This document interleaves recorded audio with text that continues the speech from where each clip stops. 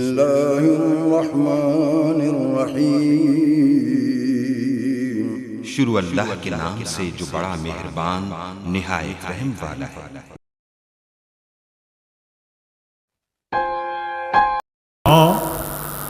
ومن سیئات اعمالنا من يهده الله فلا مضل له ومن يضلله فلا هادي له وأشهد أن لا إله إلا الله وحده لا شريك له وأشهد أن محمدًا عبده ورسوله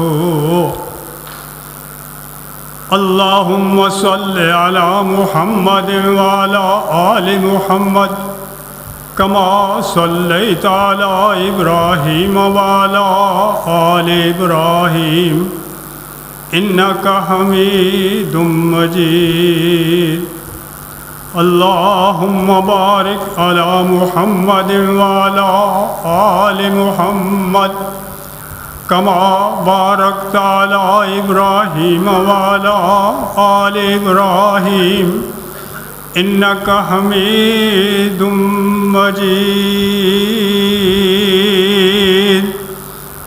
أما بعد فإن خير الحديث كتاب الله وخير الهدي هدي محمد صلى الله عليه وسلم وشر الأمور محدثاتها وكل محدثة بدعة وكل بدعة ضلالة وكل ضلالة في النار فأعوذ بالله السميع العليم من الشيطان الرجيم من همزه ونفخه ونفثه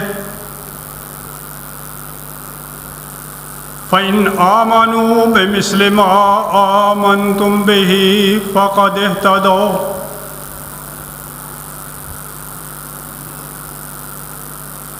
حمد و صلوات کے بعد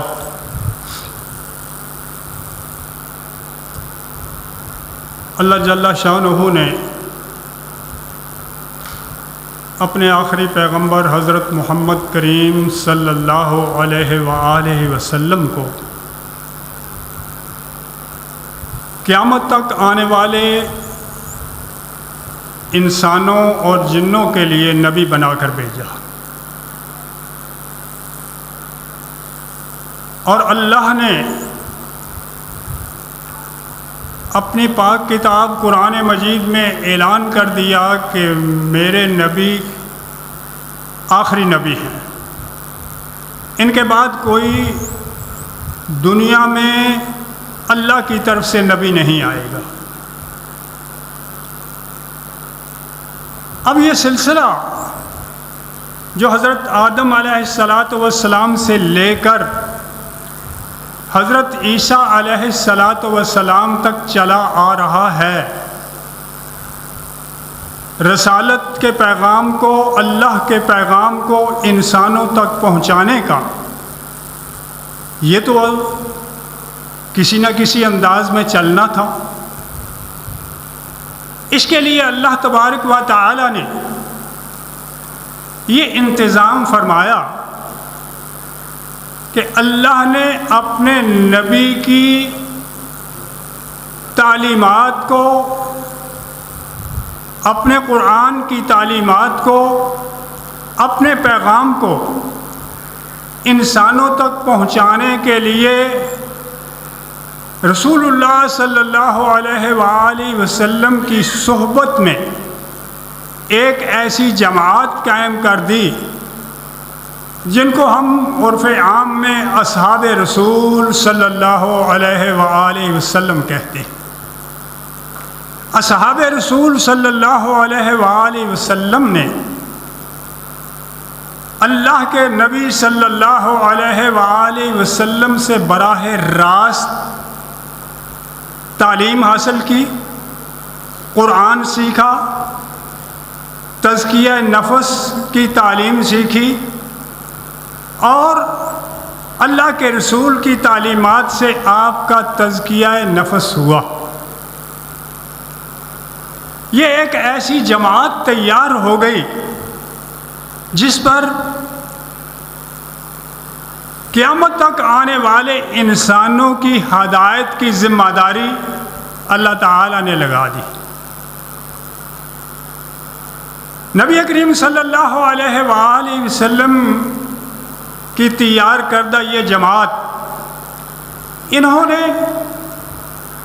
ہر انداز میں، ہر طریقے پر اپنے نبی کی تعلیمات کو پرکھ کر، جانچ کر، اس کی جرح و تنقیح کر کے آگے پہنچایا، اور کوئی گوشہ، کوئی ایسا کونا نہیں چھوڑا کہ جس کو پیغمبر علیہ الصلاۃ والسلام نے بیان کیا ہو یا آپ کی تعلیمات کا وہ حصہ ہو، وہ مخفی رہ گیا ہو۔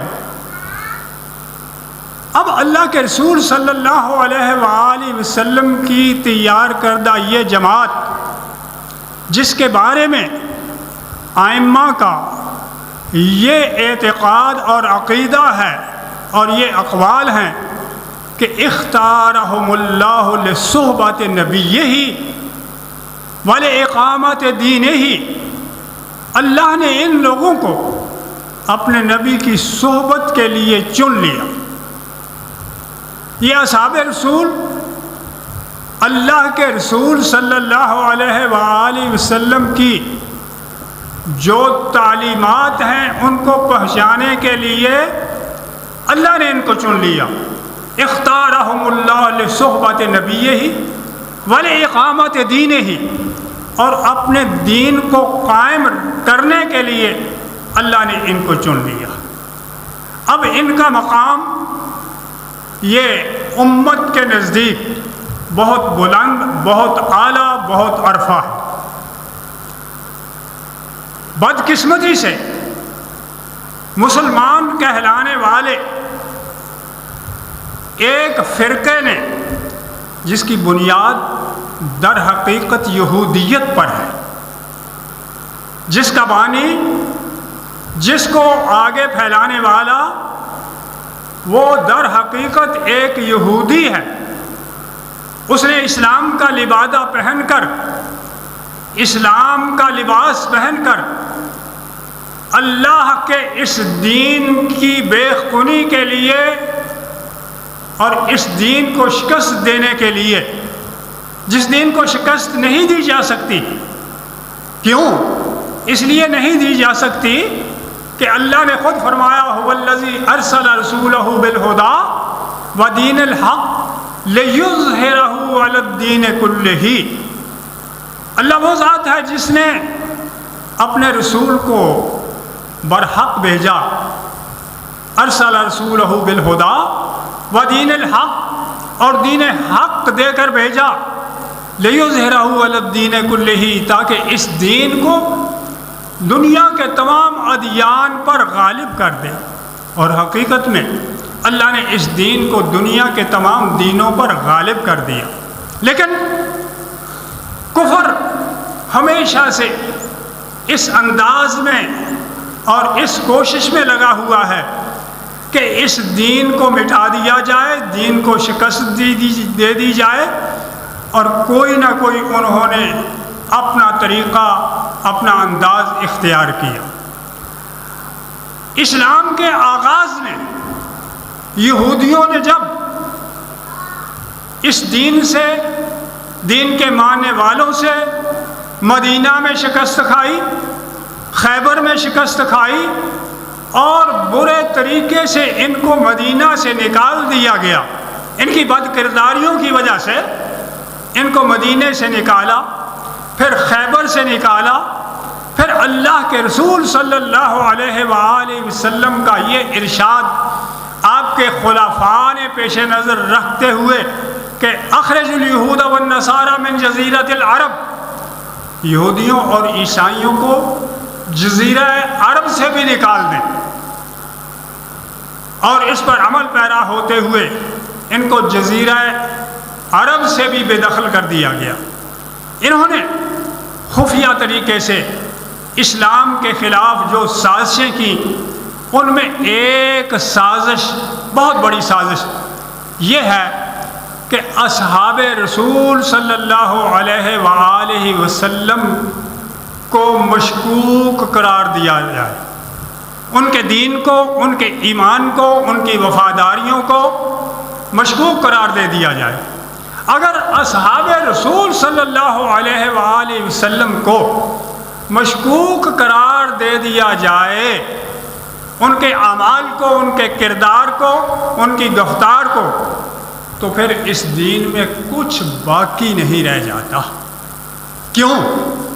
اس لیے کہ اس دین کو پہنچانے والے اللہ کے نبی سے سیکھ کر اس دین کو آگے پھیلانے والے اصحاب رسول صلی اللہ علیہ وآلہ وسلم ہی ہیں۔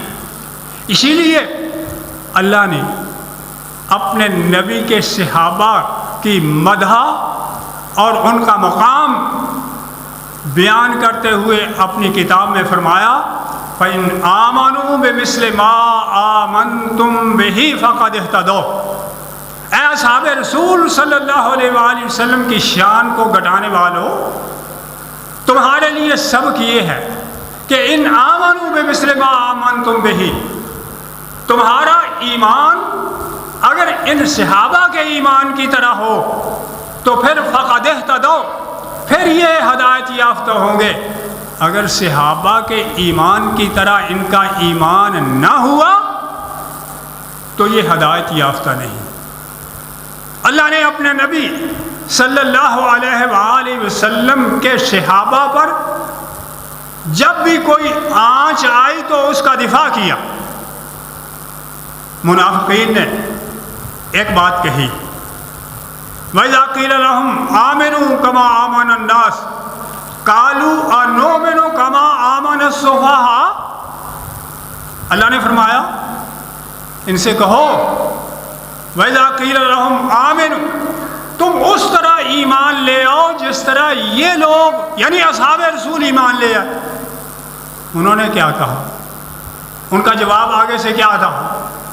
أَنُؤْمِنُ كَمَا آمَنَ السُّفَهَاءُ، ہم اس طرح ایمان لے آئیں جس طرح یہ بیوقوف کم عقل لوگ ایمان لاتے ہیں، جن کو اپنے مال کی پرواہ نہیں، اپنی اولاد کی پرواہ نہیں، اپنے معاشرے کی پرواہ نہیں، ہم ان کی طرح ایمان لے آئیں۔ لفظ کیا استعمال کیا؟ کما آمن السفہاء، جس طرح یہ بیوقوف ایمان لے آئے۔ اللہ کو یہ بات برداشت نہ ہوئی، اللہ نے فوراً اعلان کر دیا الا انہم ہم السفہاء، یہی بیوقوف ہیں۔ میرے نبی کے صحابہ بیوقوف نہیں، وہ مخلص ہیں، ان کا اپنے نبی پر، اپنے رب پر، اپنے قرآن پر ایمان پختہ ہے، وہ جانسار ہیں۔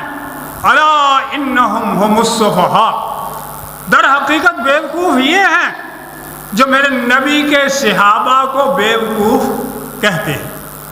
تو اصحاب رسول صلی اللہ علیہ وآلہ وسلم کے ایمان کو، ان کی تعلیمات کو مشکوک قرار دینے کے لیے طرح طرح کے انہوں نے بہانے گھڑے، ہیلہ سازی کی۔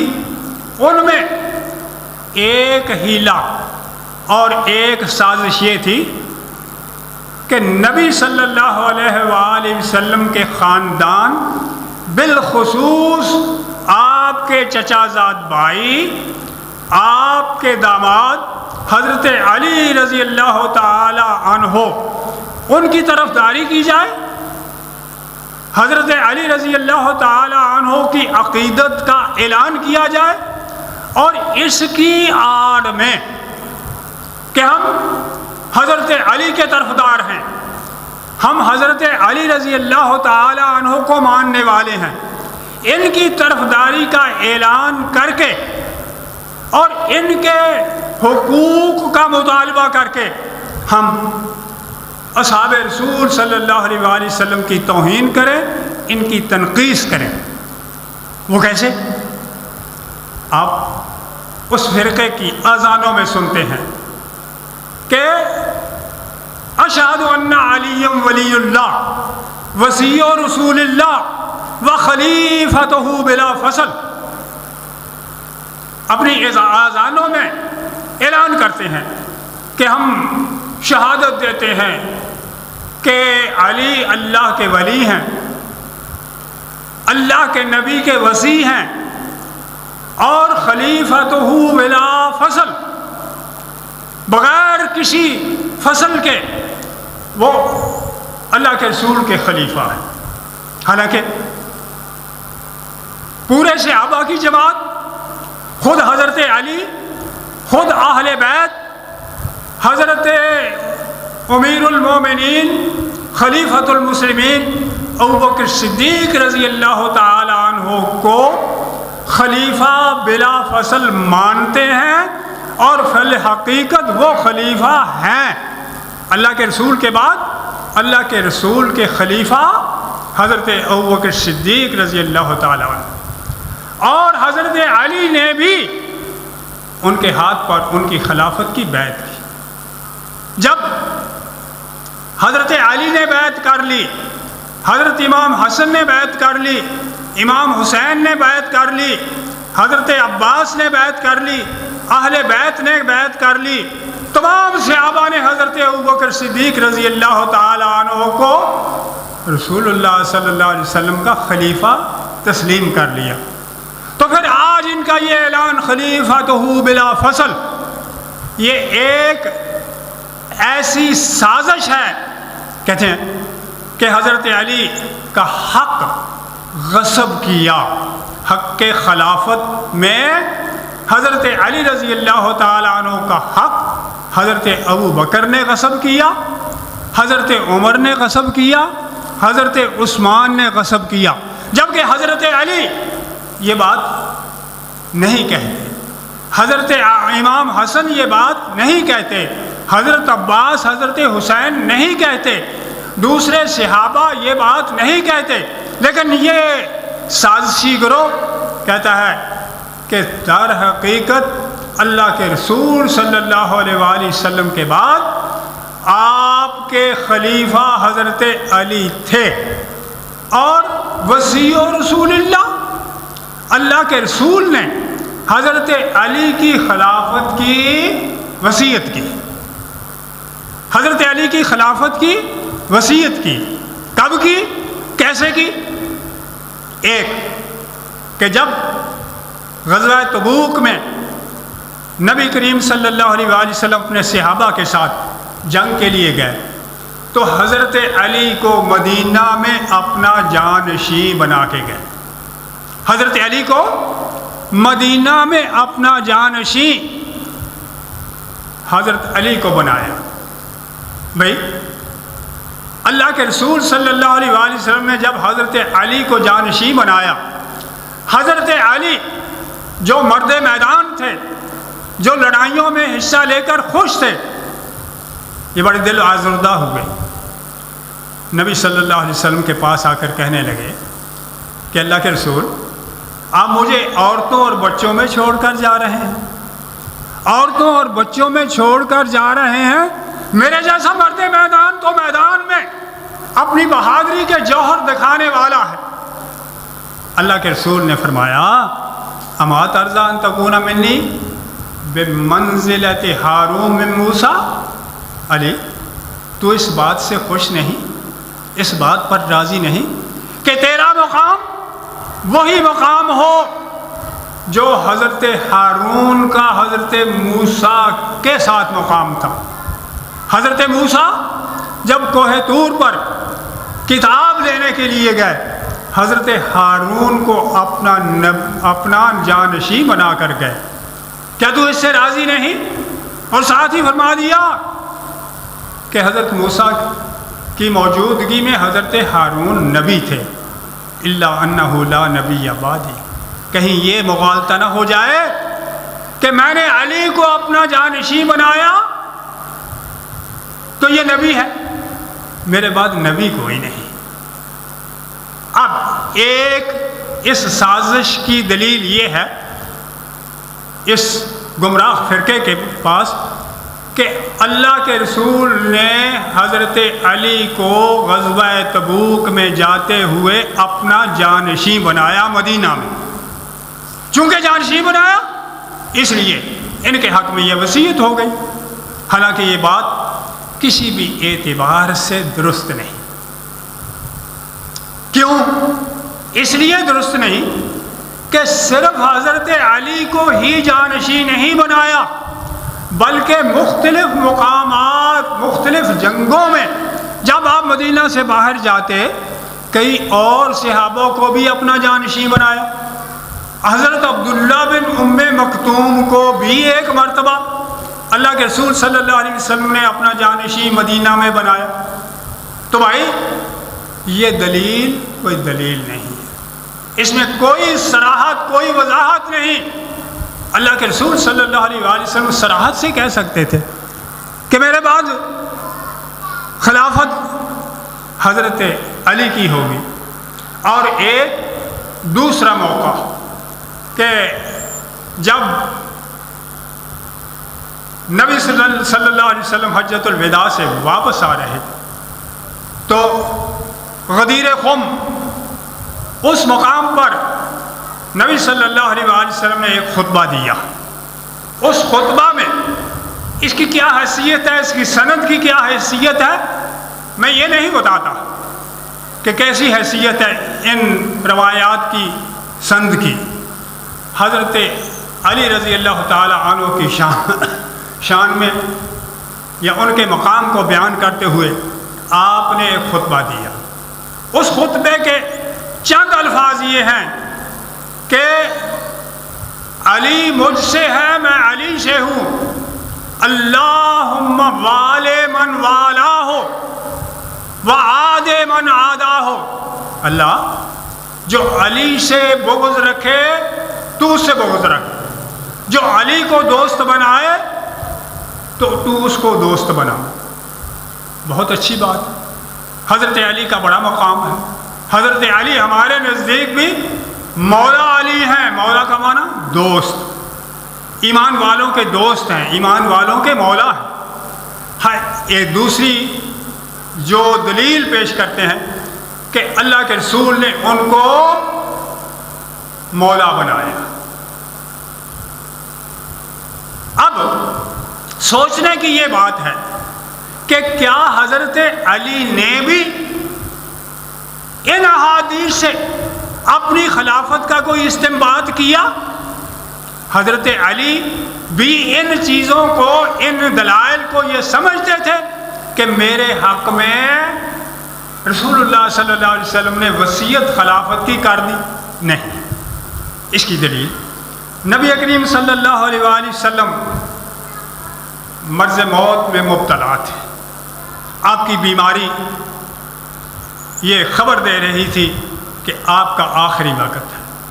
حضرت عباس جو آپ کے چچا تھے، حضرت عباس بن عبد المطلب آپ کے چچا تھے، ایک دن بلکہ نبی صلی اللہ علیہ وآلہ وسلم کی وفات والے ہی دن یا اس سے پہلے دن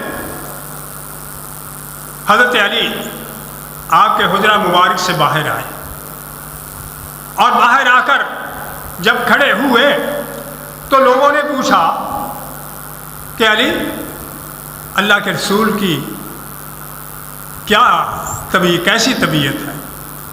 فرمانے لگے اللہ کا شکر ہے کہ آپ کو اب سکون ہے. حضرت عباس آپ کے چچا، حضرت علی کے چچا، وہ حضرت علی کے پاس آئے. علی، میں نے بنو عبد المطلب کے چہروں کو ان کی موت کے وقت دیکھا ہے. اللہ کے نبی صلی اللہ علیہ وآلہ وسلم اب صحت یاب نہیں ہوں گے. مجھے آپ کے چہرے سے موت نظر آ رہی ہے. حضرت عباس آپ کے چچا تھے، جہاں دیدہ تھے، اور بنو عبد المطلب کے لوگوں کی وفات ان کی نظروں کے سامنے ہوئی. کہنے لگے کہ علی، مجھے اللہ کے رسول کی وفات آپ کے چہرے سے نظر آ رہی ہے. آپ اب زیادہ دیر زندہ نہیں رہیں گے، زیادہ دیر آپ اب زندہ نہیں رہیں گے، چلو ہم دونوں نبی صلی اللہ علیہ وآلہ وسلم کے پاس چلتے ہیں۔ حضرت عباس کے الفاظ جو احادیث میں ہیں وہ یہ ہیں، بلکہ شیعہ کی کتب میں جو ہیں وہ بھی یہ ہیں کہ انت تحت تو اے علی، ہم 3 دن کے بعد اب کوڑے کے نیچے ہوں گے، یعنی ہم پر کوئی اور حکمرانی کرے گا، چل ہم اللہ کے رسول کے پاس چلتے ہیں اور آپ سے پوچھتے ہیں کہ اگر آپ کے بعد خلافت کا حق ہمارا ہے تو آپ ہمارے لیے وصیت کر دیں، اگر خلافت کا حق ہمارا نہیں ہے تو پھر آپ ہمیں نصیحت کر دیں کہ ہم اس طرف کوئی توجہ نہیں کریں گے، اگر خلافت ہمارے لیے ہے تو ہماری خلافت کا اعلان کر دیں، چل علی ہم اللہ کے رسول کے پاس جاتے ہیں۔ حضرت علی کے الفاظ کیا ہیں؟ چچا نہیں جاؤں گا، ہم نہیں جائیں گے۔ کیوں؟ اگر اللہ کے رسول نے کہہ دیا، یہ فرما دیا کہ خلافت تمہارا حق نہیں ہے میرے بعد، تو پھر لوگ ہمیں کبھی بھی خلیفہ تسلیم نہیں کریں گے۔ اگر اللہ کے رسول نے یہ فرما دیا کہ خلافت تمہارا حق نہیں ہے تو پھر کبھی بھی لوگ تسلیم نہیں کریں گے۔ کیا کہا حضرت علی نے؟ کہ نہیں جائیں گے۔ اگر اللہ کے رسول نے یہ فرما دیا کہ خلافت ہمارا حق نہیں ہے تو اس کے بعد کبھی بھی لوگ ہمیں خلیفہ نہیں مانیں گے۔ کیا معلوم ہوا؟ اگر حضرت علی کو اپنے بارے میں یہ یقین ہوتا غزوہ تبوک سے کہ موقع پر جو آپ کو جانشین بنایا اس سے آپ یہ سمجھتے کہ مجھے خلیفہ نامزد کر دیا، یا غدیر خم کے خطبہ میں آپ نے جو فرمایا اس سے حضرت علی یہ سمجھتے تو اپنے چچا سے کہتے چچا جانے کی کیا ضرورت ہے، میری خلافت کا تو غزوہ تبوک کے وقت اللہ کے رسول نے اعلان کر دیا تھا، میری خلافت کا تو غدیر خم کے خطبہ میں اعلان کر دیا تھا۔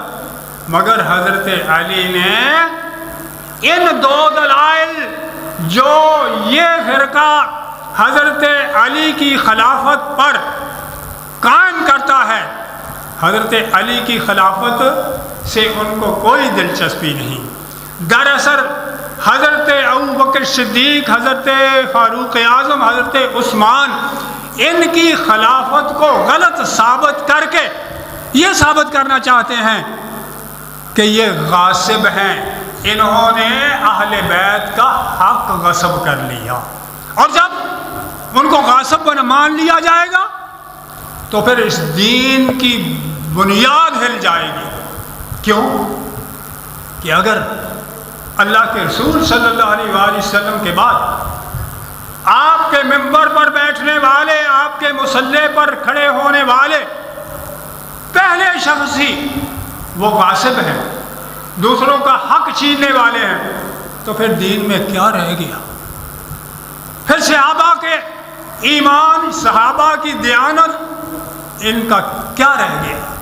اصل میں صحابہ کے ایمان، ان کی دیانت کو مشکوک کرنے کے لیے حضرت علی کی طرفداری کرتے ہیں، حالانکہ حضرت علی نے ان 2 دلائل کو اپنے حق میں اپنی خلافت کا اعلان نہیں سمجھا، بلکہ اپنے چچا کو صاف کہہ دیا، چچا اگر اللہ کے رسول نے کہہ دیا کہ آپ کو خلافت نہیں ملے گی تو لوگ پھر ہمیں کبھی بھی خلیفہ نہیں مانیں گے۔ حضرت علی کہہ دیتے چچا کیا جانے میری خلافت کا تو اعلان کر دیا تھا اللہ کے رسول نے۔ یہ ہے وہ چیز جس کی بنیاد پر اصحاب رسول کے ایمان کو حضرت علی کی خلافت بلا فصل کا اپنی اذانوں میں، اپنے خطبوں میں، اپنی کتابوں میں اعلان کر کے حضرت ابوبکر کی خلافت کو مشکوک، حضرت عمر فاروق کی خلافت کو، حضرت عثمان غنی کی خلافت کو مشکوک کرتے ہیں۔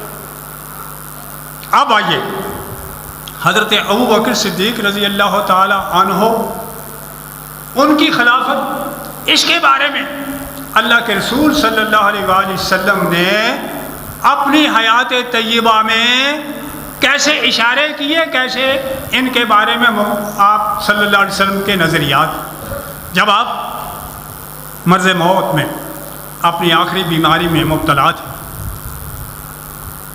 لوگ مسجد میں جمع ہیں، مسجد نبوی میں نماز کا وقت ہو گیا، نماز کا وقت، اب انتظار میں ہے لوگ۔ اللہ کے رسول صلی اللہ علیہ وآلہ وسلم سے آ کر کہا کہ لوگ آپ کا انتظار کر رہے ہیں، آپ سے اٹھا نہیں جا رہا، بیماری کا شدید غلبہ ہے، بلکہ بے ہوشی طاری ہے۔ جب ہوش آیا پھر کہا کہ لوگ نماز کے لیے آپ کا انتظار کرتے ہیں۔ آپ نے ام المومنین حضرت عائشہ صدیقہ رضی اللہ تعالی عنہا سے کہا، مروا ابا بکر فلیصلی بالناس، ابو بکر سے کہو لوگوں کو نماز پڑھا دیں، ابو بکر سے کہو لوگوں کو نماز پڑھا دیں۔ اللہ کے رسول صلی اللہ علیہ وآلہ وسلم کو حضرت عائشہ کہتی ہیں کہ اللہ کے نبی آپ عمر فاروق سے کہہ دیں، ان کے بارے میں کہہ دیں وہ نماز پڑھا دیں۔ حضرت عائشہ فرماتی ہیں کہ میرے دل میں یہ تھا کہ اگر اللہ کے رسول اپنی اس بیماری میں وفات پا گئے تو لوگ حضرت ابو بکر کے بارے میں کوئی اچھا شگون نہیں لیں گے کہ یہ مسئلے پر آئے اللہ کے رسول بہت ہو گئے۔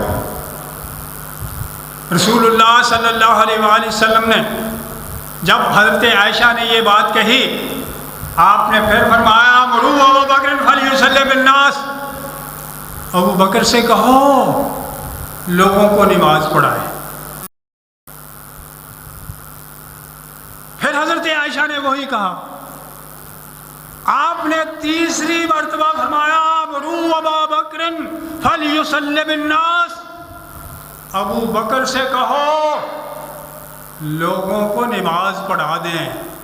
انتن لصواحب یوسف، تم تو میرے ساتھ ایسے جھگڑا کرتی ہو جیسے یوسف علیہ السلام پر حملہ آور ہونے والی وہ عورتیں جو عزیز مصر کی بیوی کے ساتھ تھی، وہ جھگڑا کرتی تھی۔ انتن لصواحب یوسف مروا ابا بکر فلیصلی بالناس، ابو بکر سے کہو لوگوں کو نماز پڑھائیں۔ اللہ کے رسول کے مصلی پر آپ کے حکم سے آپ کی زندگی میں حضرت ابو بکر صدیق رضی اللہ تعالی عنہ نے نمازیں پڑھائیں۔ یہ بہت بڑی دلیل ہے، اور یہی دلیل حضرت عمر فاروق نے دی جب ثقیفہ بنو ساعدہ میں انصار مدینہ اکٹھے ہوئے، کہنے لگے کہ ایک امیر ہم سے ہوگا، اللہ کے نبی کا خلیفہ ہم سے ہوگا۔ اللہ کے رسول صلی اللہ علیہ وسلم کے صحابی حضرت عمر فاروق نے کہا کہ تم کیوں نہیں یہ بات سمجھتے، جس شخص کو اللہ کے رسول نے اپنی زندگی میں اپنے مصلی پر نمازیں پڑھانے کے لیے کھڑا کر دیا، کیا تم اس شخص کو اپنے امور مملکت کو چلانے کے لیے اپنا خلیفہ نامزد، اپنا خلیفہ نہیں مانو گے؟ یہ دلیل حضرت عمر فاروق نے دی اور سب نے اس دلیل کو قبول کر لیا کہ ہاں ٹھیک ہے۔ اللہ کے رسول نے جس شخص کو ہمارے دین کے لیے، نمازیں پڑھانے کے لیے اپنے مصلی پر اپنی زندگی میں کھڑا کر دیا، ہم اس شخص کو اپنے دوسرے امور مملکت کو چلانے کے لیے اپنا امیر مقرر کرتے ہیں۔ اللہ کے رسول صلی اللہ علیہ وآلہ وسلم کے پاس ایک خاتون آئی دور کے علاقے سے، اس نے نبی صلی اللہ علیہ وآلہ وسلم سے کچھ مسائل پوچھے، کچھ گفتگو ہوئی اور پھر کہنے لگی اللہ کے نبی یہ فرمائیں کہ اگر میں دوبارہ آؤں اور آپ کو نہ پاؤں، میں دوبارہ آؤں اور آپ اس دنیا سے رخصت ہو چکے ہوں تو پھر میں کیا کروں؟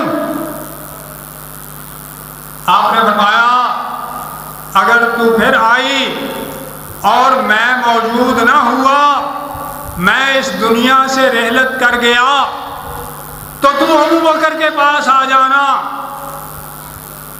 ابو بکر کے پاس آ جانا۔ حضرت ابو بکر صدیق رضی اللہ تعالی عنہ کی خلافت کا اشارہ دے دیا۔ حضرت علی جن کے نام پر یہ اپنی سازش چلا رہے ہیں، وہ تو پوری امت سے بہتر حضرت ابو بکر کو سمجھتے ہیں۔ حضرت علی کے خطبات نہج البلاغہ جو شیعہ کی کتاب ہے، جس میں انہوں نے حضرت علی کے خطبات کو جمع کیا، اس میں موجود ہے کہ حضرت علی سے کسی نے پوچھا کہ اللہ کے رسول کے بعد سب سے بہتر شخص کون ہے؟ اللہ کے رسول کے بعد سب سے بہتر شخص کون ہے؟ حضرت علی فرماتے ہیں کہ ابو بکر اللہ کے رسول کے بعد اس امت میں سب سے بہتر انسان وہ ابو بکر ہے۔ پھر پوچھنے والے نے کہا قلت ثم من، کہنے والا کون ہے؟ حضرت علی کا بیٹا محمد بن حنفیہ، حضرت علی کا بیٹا جو حضرت فاطمہ کے علاوہ دوسری بیوی کے پیٹ سے تھا، محمد بن حنفیہ، وہ سوال کرتا ہے کہ اس امت میں اللہ کے رسول کے بعد سب سے افضل شخص کون ہے؟ حضرت علی فرماتے ہیں ابو بکر، اس امت میں سب سے بہتر شخص اللہ کے رسول کے بعد ابو بکر ہے۔ قلت ثم من، میں نے پھر کہا پھر ان کے بعد کون ہے؟ میرے دل میں خیال تھا کہ شاید کہیں گے پھر میں ہوں۔ حضرت علی کہتے ہیں ثم ابو بکر ثم عمر بن الخطاب، پھر عمر بن خطاب سب سے افضل ہے حضرت ابو بکر کے بعد۔ حضرت علی تو حضرت ابو بکر کو، حضرت عمر کو سب سے افضل اس امت کے انسان سمجھتے ہیں، لیکن یہ سازشی گروہ، بدبخت فرقہ صحابہ کا شان کم کرنے کے لیے، گھٹانے کے لیے، صحابہ کے ایمان کو مشکوک کرنے کے لیے کہتے ہیں کہ حضرت ابوبکر نے حضرت علی کا حق غصب کیا، حضرت عمر نے حضرت علی کی خلافت کا حق غصب کیا، بلکہ یہاں تک نہیں، کہتے ہیں کہ سارے کے سارے صحابہ سوائے 3 کے اللہ کے نبی کی وفات کے بعد مرتد ہو گئے تھے، نعوذ باللہ، دین سے پھر گئے۔ مرتد کا معنی 3 کے علاوہ سارے مرتد ہو گئے تھے۔ کسی نے پوچھا وہ 3 کون؟ کہا ایک مقداد بن اسود، ایک ابو ذر غفاری، ایک سلمان فارسی، بس یہ 3 آدمی ایمان پر قائم رہے، باقی سارے اللہ کے رسول کے صحابہ مرتد ہو گئے۔ اب اتنا بڑا اتہام ہے، اتنی بڑی تہمت ہے، اور نبی کی گستاخی اس سے بڑی کیا ہوگی کہ آپ کی 23 سالہ تعلیمات کا یہی اثر ہوا۔ 23 سال آپ نے اپنی نبوت میں جو تعلیم دی، جو کچھ سکھایا، اس کا یہی اثر ہوا کہ آپ کے وفات پا جانے کے فوراً بعد 3 آدمی صرف اسلام پر قائم رہے، باقی سب مرتد ہو گئے۔ نعوذ باللہ من ذالک۔ 3 کا نام لیا، حضرت مقداد بن اسود، حضرت سلمان فارسی، حضرت ابو ذر غفاری۔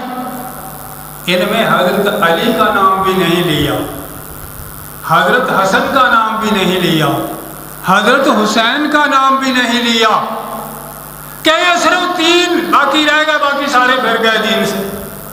کس قدر نبی کی گستاخی ہے اور کس قدر صحابہ پر تہمت ہے، جن صحابہ کو اللہ نے اپنے نبی کی صحبت کے لیے پیدا کیا، جنہوں نے اپنا مال، اپنی جانیں، سب کچھ، اپنا وطن، اپنی جائیدادیں اللہ کے رسول کی محبت پر قربان کر دی، اگر ان کے دین کو مشکوک قرار دے دیا جائے تو اس دین میں باقی کیا رہ جاتا ہے۔